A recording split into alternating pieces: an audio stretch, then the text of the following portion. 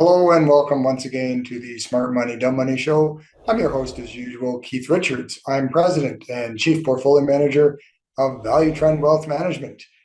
And today is February 1st when I'm recording this. Now you will be watching this probably about a week or so after I've recorded it. That's okay. The message will still be pertinent.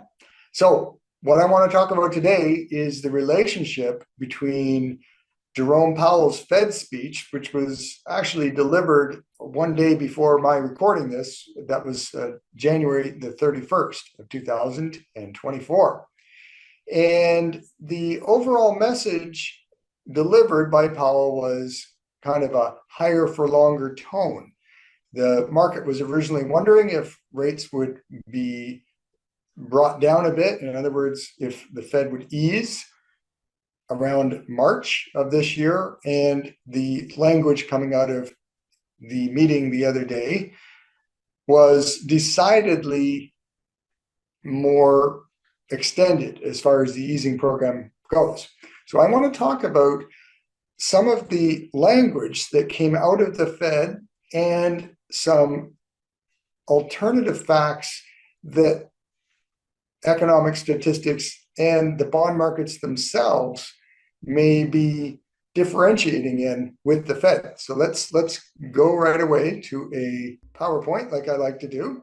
And we're going to ask, between the Fed and the street, who's right? So let's go into some of those thoughts right now. So the Fed talk took place on the 31st, as you can see here, and it was a higher for longer or hawkish kind of statement. Not truly hawkish, but keeping the rates where they are for the time being. And the question is, how much longer? So the sum of the market participants out there were asking if the rates may not go up for well into the second half of 2024. And the question is that realistic? So I've put together some quotes that came right out of the chairman's speech, and asking if they are accurate in as far as economic reality versus what the Fed chairman said. So Powell noted in his speech that we are not looking for a weaker labor market. But the fact is, household unemployment versus, I should say, household employment in the US to the end of the year, so this chart only goes to December 31st, was down quite a bit over the fall. So household employment has actually shrunk substantially. So if he's not looking for a weaker labor market, well, so far the evidence is he's getting one. Next statement, he said, you hear things before they show up in the data sometimes. What you're hearing now is things are picking up a bit.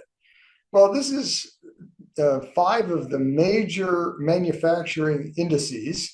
And you can see here that they're all, if you look on the right side of the chart into January, coming into the end of December, I should say, they're all down. So what we're looking at is things are not picking up at this moment. In fact, they all deflected down in January. Now that's just a month, but it's something to consider.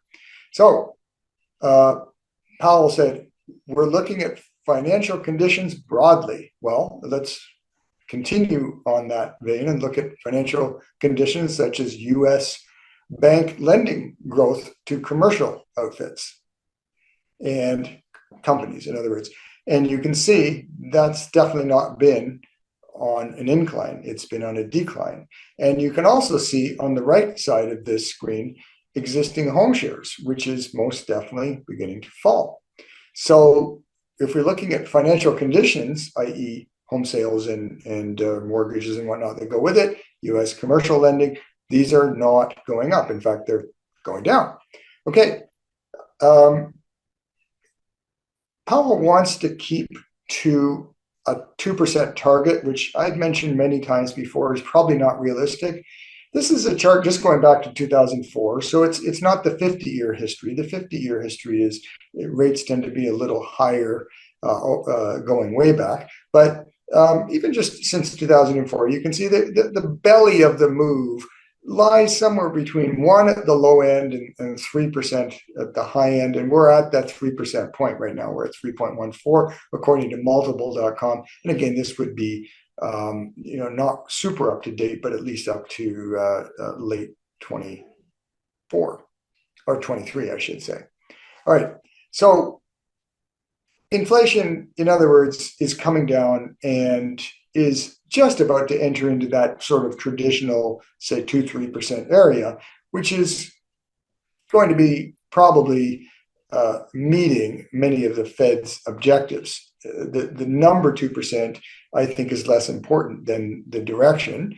And so the market right now is calling Powell's bluff. And what I mean by that is that if Powell was talking about higher for longer, then why is it that the market has actually been looking for a forward rate cut of 1.4%, which is actually more? The lower this chart is, that means more rate cuts. The higher it is means more rates rising. So if we're looking at 1.42% average consensus on the street, expected cuts, that's lower than it was, say, back at the beginning of January. As you can see, there's the beginning of January. It came up and then it's declined recently coming into this speech. So it's actually not lower from the beginning of January, but what you can see is that it's definitely lower, at least coming into the speech. So whatever the case, the market has been anticipating that rates will be 1.4% lower by the end of this year. Now, that's a consensus view. It's not an absolute. The T-bill yield will tell us just as much, and you can see this is a 3-year T-bill chart of the yield, not of pricing.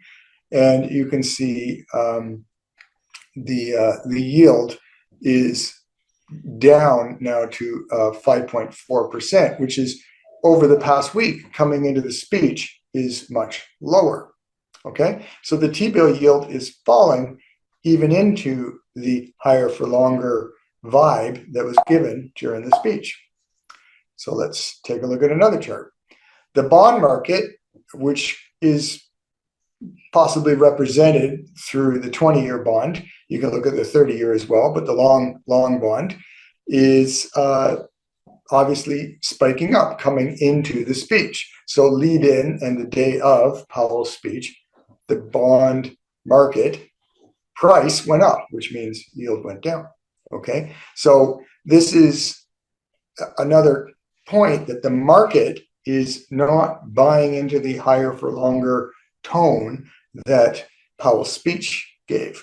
Now, by the way, I should disclose that this is the TLT ETF of the 20-year bond, and we at Value Trend do hold a position. So on that topic, again, we hold the position. So we still hold a target of around 105 on the bond. Now, there are 2 other targets that could happen if rates do decline as much as I might be suggesting on this video, and that is 115 and 125. These are just technical resistance points that could be touched. I'm aiming for 105 as my target, but it could go higher. And if you've taken my online course, you'll know how to recognize if you should hold or not to see if it's going to get to the next level. All right, let's go to the next slide, which is a quote from David Rosenberg. And Rosenberg is just quoting some statistics here. He says, as history shows, typically the lag from the last hike, the very last hike of a tightening cycle, which happened to be July of 23, to the first cut is 10 months. So that would target somewhere around this spring in May or June for rate cuts. So in other words, what he's suggesting is, again, don't buy into the higher for longer, aka much later in the year, potential for rates to decline.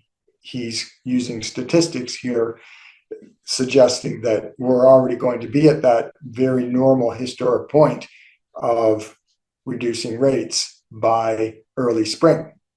So just I'm going to ask you to ignore this headline, how to use the dogs efficiently. That was from my last video, so that's kind of funny that I left it. I'm not going to change that. Basically, how to interpret what we've just talked about today. We want to keep in mind that the labor market, at least to the end of the year, was softening. Manufacturing indexes, as we saw, are softening. Commercial lending, no surprise, is softening. Remember, everybody's staying at home to work these days, so commercial lending has really been on the back foot. But home sales is also softening. This is all signs of a consumer that is backing off a bit. If you've looked at some of my other videos, I've talked about discretionary stocks, consumer discretionaries. They've been softening. People are less likely to go and buy that expensive watch or snowmobile or whatever it is these days, as they tighten their belts and as inflation eats into their budget to just buy groceries. So CPI, meanwhile, is approaching its historic range. It's around 3% right now, and that's pretty much the top of the normal range that we should expect to see inflation. So there's really not a lot of reason for, certainly not for tightening, and even on holding off on easing, especially if we are seeing softening in some of those key areas that we just looked at. So the conclusion might be that rate cuts are inevitable based on the economy and just based on where CPI is and based on many factors. But when? And so the historic hawk to dove pattern suggests that May or June is when we'll probably see our first cut, not August or something like that. So all that spells out that I'm bullish on bonds. I do think that the TLT that I own will probably go a little bit higher. And I'm not recommending you buy this, especially. I can't make recommendations on this video, but certainly consider owning some bonds for your portfolio. Even Canadian bonds, although the story may not be quite so aggressive as far as when the easing happens, based on the tones I'm hearing from the Bank of Canada. But whatever the case, I think that there's some reason to hold some bonds in our portfolios, which wasn't the case just a couple of years ago. There really wasn't a reason to hold bonds up until just over the past number of months. So we're in at Value Trend, and we have some belief that we're going to see another 5 to 10% potential upside on the bond market. But of course, markets can prove you wrong. So thanks for watching, and we'll see you next time.